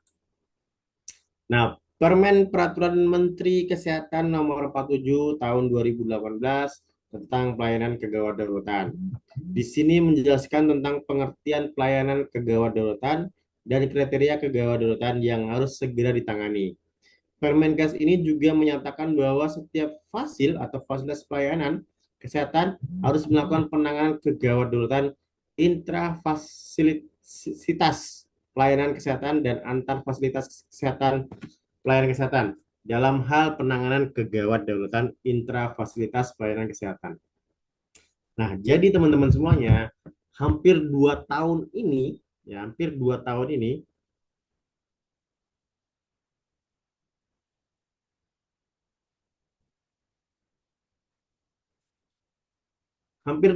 ini, semua izin, ya semua izin sudah berupa digital semuanya. Contoh kemarin saya buat praktek klinik yang kedua itu SIP dokter, SIP perawat semuanya sudah tidak lagi ke dinas kesehatan. Maksudnya adalah kita tidak susah-susah lagi ke dinas kesehatan, sudah ada linknya yang untuk kita isi dan nanti akan divalidasi oleh dinas kesehatan. Setelah direkomendasikan oleh dinas kesehatan, kita akan diarahkan ke kantor atau aplikasi MPP digital namanya. Nah, MPP digital itu adalah permodalan dan seterusnya ya, kantor permodalan dan seterusnya. Nah, di sana setelah kita dinyatakan valid oleh dinas kesehatan dan akhirnya data-data kita diproses dan 1-2 hari jadi prosesnya. Kira-kira gitu. Nah, sekarang Undang-Undang Nomor 17 tahun 2003 tentang kesehatan. Betul ya, kita sudah bahas tadi tentang undang-undang sekarang. Undang-Undang Nomor 17 tahun 2023 tentang kesehatan. Di Undang-Undang Nomor 17 itu tentang kesehatan, bab 1 pasal 1 poin 24 ya, clear itu. Ya. Gawat darurat merupakan keadaan klinis yang membutuhkan tindakan medis dan atau psikologi secara segera, maksud saya, guna penyelamatan nyawa dan pencegahan kedisabilitasan atau kecacatan. Ya. Dalam keadaan darurat, setiap fasilitas kesehatan wajib memberikan pelayanan kesehatan untuk menyelamatkan nyawa, mencegah kecacatan, kedisabilitasan, lebih lanjut, dan kepentingan terbaik bagi pasien. Itu tertuang pada pasal 111 ayat 1. Nah, ayat 2-nya mengatakan apa? Ayat 2-nya mengatakan fasilitas kesehatan dalam memberikan pelayanan pada bencana dilarang menolak. Jadi, tidak ada ceritanya, maaf Bapak, tidak ada dokternya, maaf Bapak, tidak ada alatnya. Jadi, kita harus melakukan tindakan penanganan awal dulu. Nah, dari kegawatan darurat. Karena nanti kita akan bedakan antara gawat dan darurat, darurat tok, dan gawat tok, dan gawat darurat. Jadi kita pilah-pilah nantinya. Nah, Undang-Undang 17 tahun 2003 tentang kesehatan itu pasal 174 ayat 1 mengatakan fasilitas kesehatan atau masyarakat wajib memberikan pelayanan kesehatan bagi seseorang yang berada dalam kondisi gawat darurat untuk mendahulukan penyelamatan nyawa dan pencegahan kecacatan atau kedisabilitasan.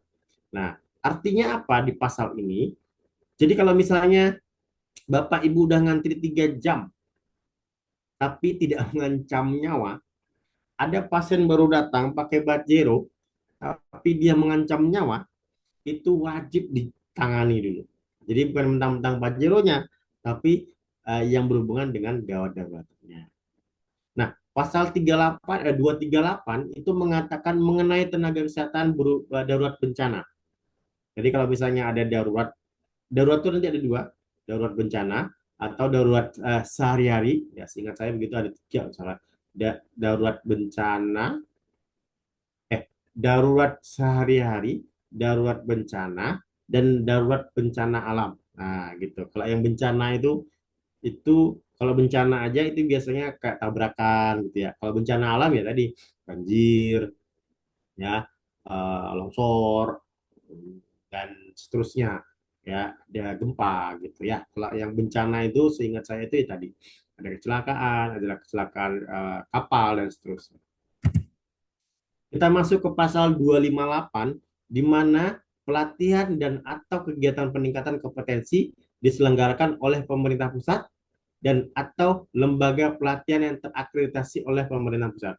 Hari ini teman-teman, kami IMT dan 11 itu ada yang melindungi kami dari pemerintah pusat, ya.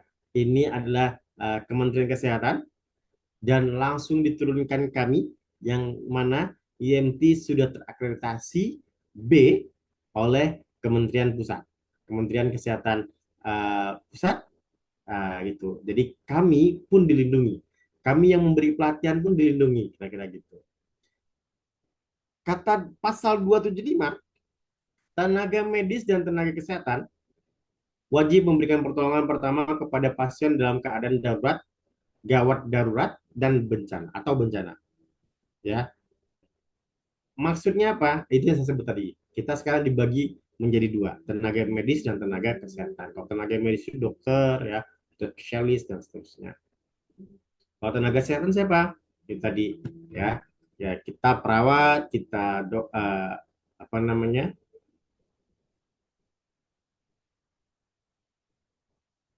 bidan, ya, dan seterusnya, kira-kira begitu.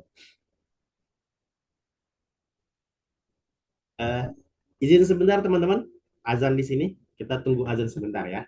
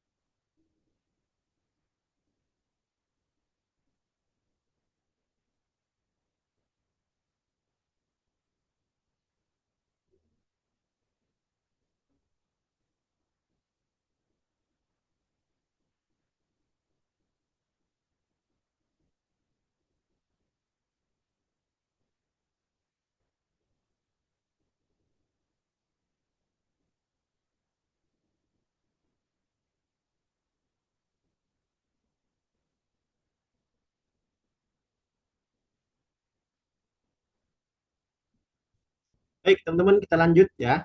Eh, sedikit lagi kok selesai. Sedikit lagi kok selesai. Ya. Nah, sanksi etik dan tuntutan hukum terkait keperawatan gawat darurat. Pertama, sanksi pelanggaran ringan, yaitu dengan berjanji untuk tidak mengulangi perbuatan lagi dan meminta maaf terhadap pihak-pihak yang dirugikan. Ya, contohnya apa sih Mas Di yang ringan itu? Nanti, ya. Contohnya yang ringan itu apa? Karena nanti ada namanya MKEK, MKEK yang akan melihat apakah teman-teman sesuai dengan SOP yang teman-teman buat atau tidak. Ya, ada yang kedua adalah sanksi pelanggaran sedang, yaitu harus mengembalikan barang atau uang yang diminta kepada pasien atau keluarganya, meminta maaf terhadap pihak yang dirugikan, dan membuat surat pernyataan di atas kertas segel bermaterai tidak akan mengulanginya lagi. Nah, biasanya teman-teman yang seperti ini sebenarnya keluarga sudah mengikhlaskan, sudah memaafkan biasanya. Tetapi yang tidak memaafkan dan tidak mengikhlaskan itu adalah LSM biasanya. Ya, di tempat saya itu eh, banyak sekali LSM, ya, paling klinik membantu gitu ya.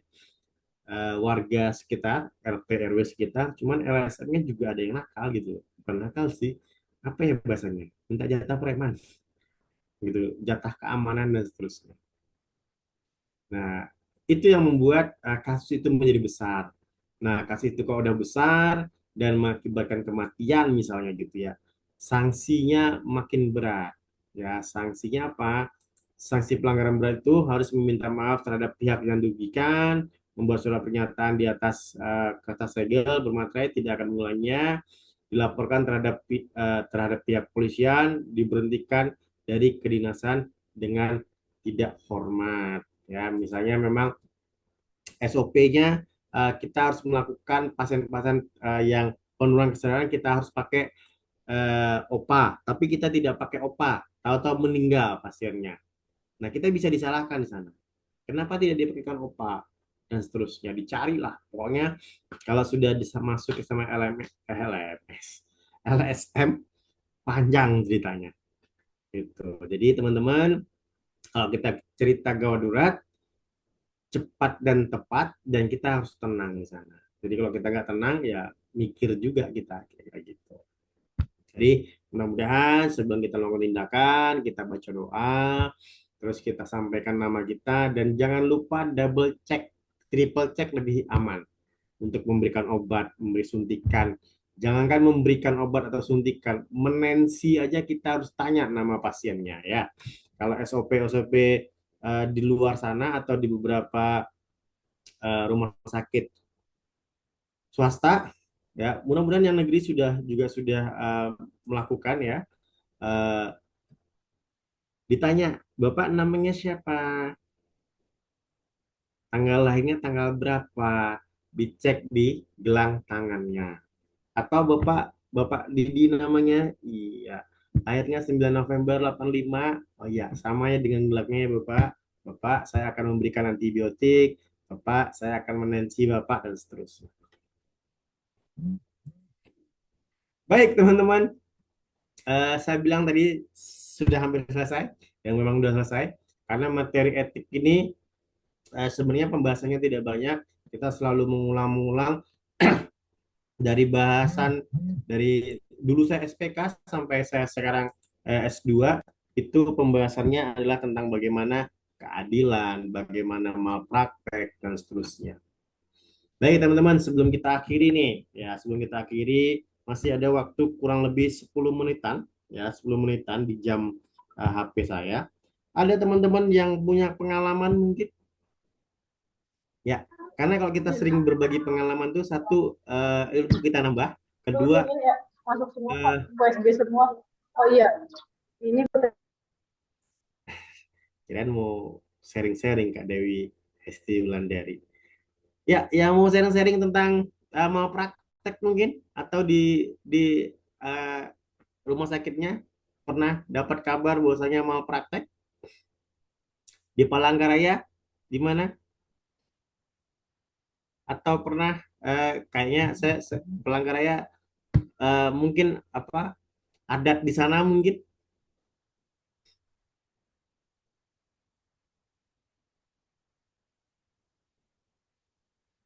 Ya, oke. Ini ada Kak Anan Tami. Ya, halo Kak Anan. Jangan kaget Kak, biasa aja. Ya, dibuka mic-nya dulu Kak.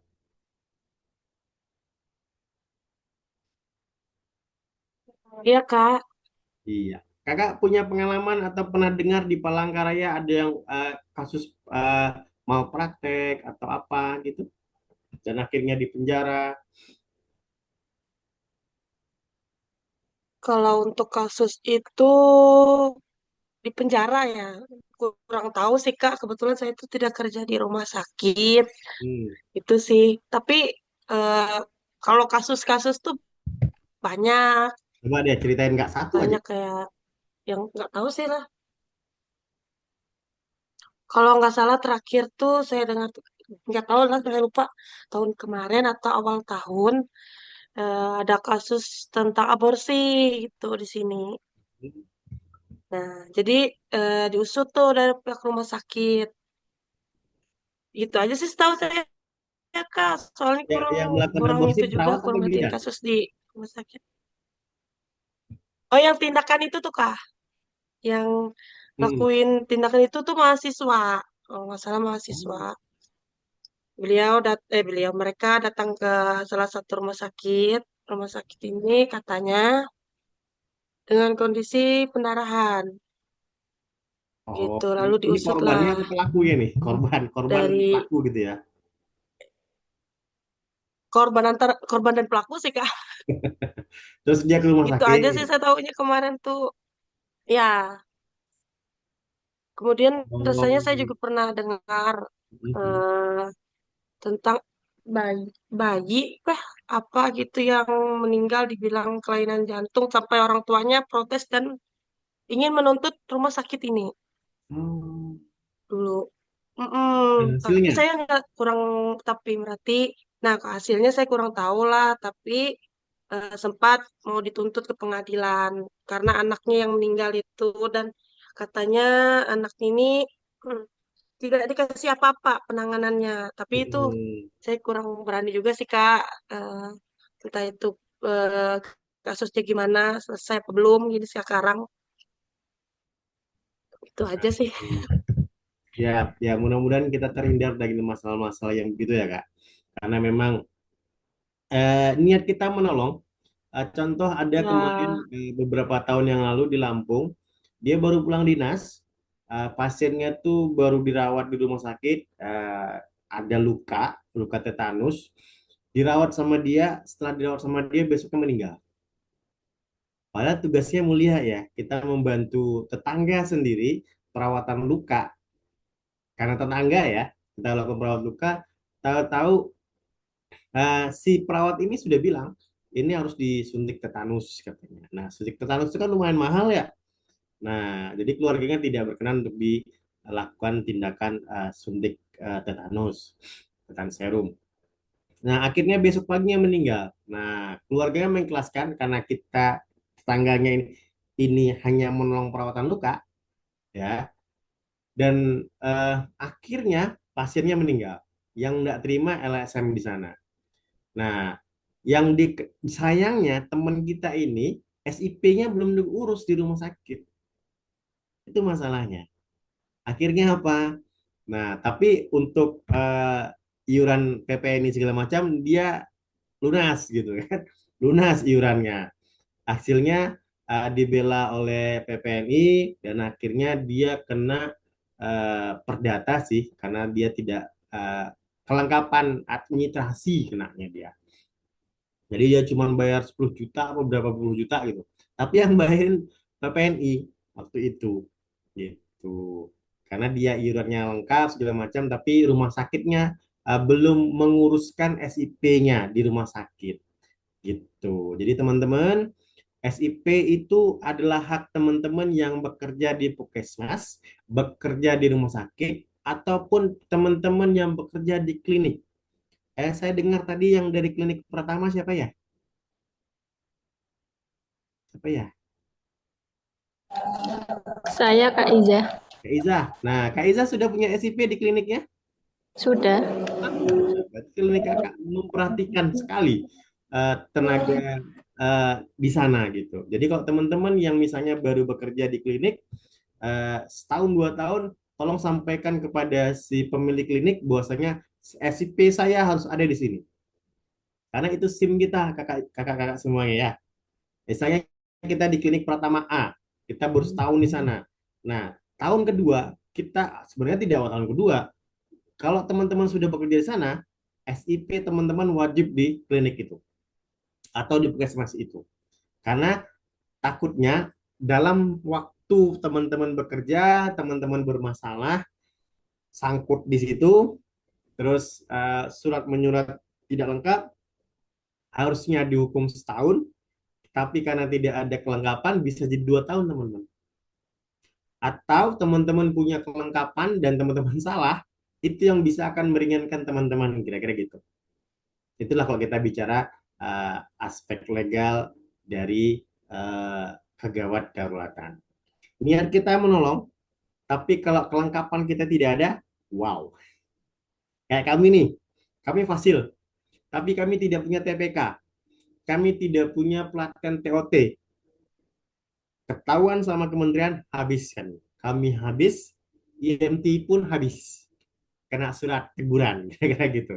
Ya, jadi ada standar-standar di situ. Jadi saran saya, ini terakhir untuk teman-teman semuanya, harapan saya yang baru pindah kerja, ya, yang baru melamar kerja, setelah diterima di tempat kerja itu segera kabari HRD-nya, ya, atau bagian personalia atau TU-nya untuk menguruskan SIP kita.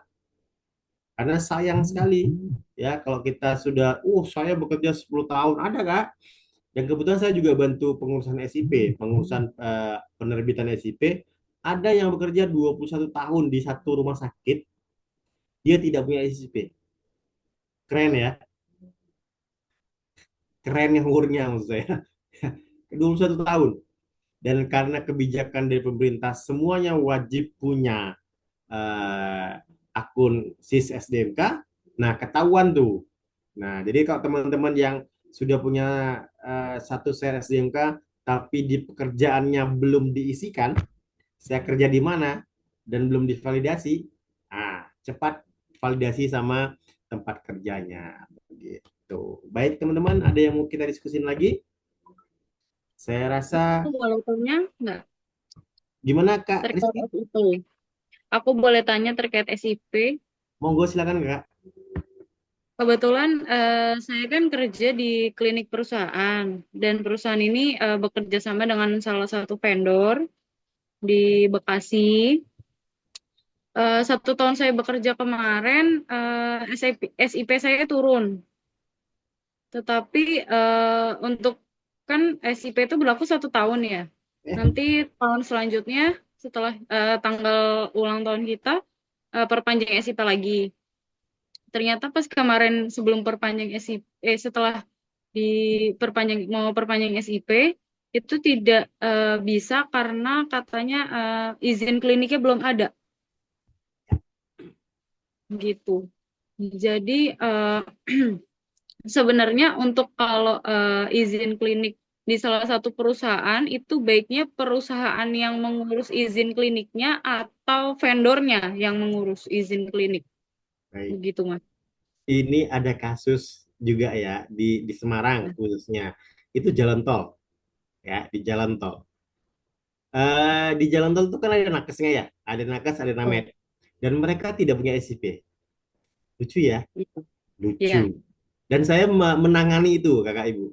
Nah, jadi kalau kita bicara SIP itu berlaku 5 tahun, bukan 1 tahun. 5 tahun.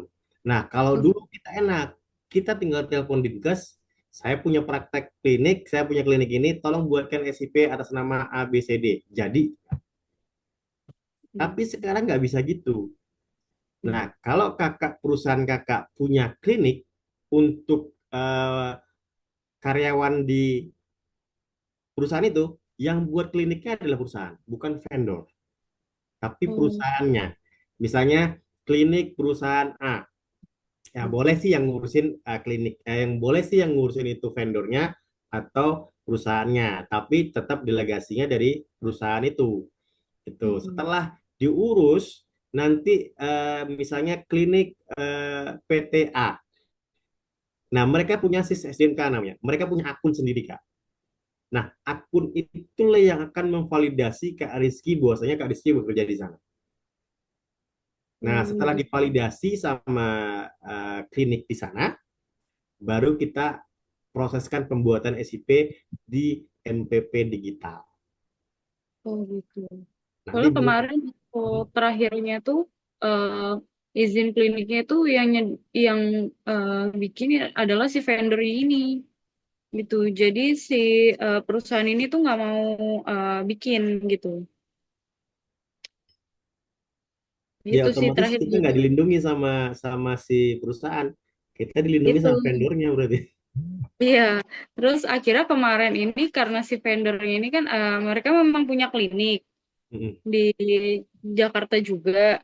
Jadi kemarin rencananya SIP kami itu akan dicantumkan di kliniknya mereka yang di Jakarta seperti itu.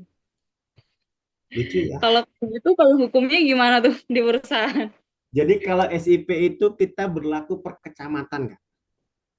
Oh gitu. Per kecamatan. Yang saya tahu itu per kecamatan.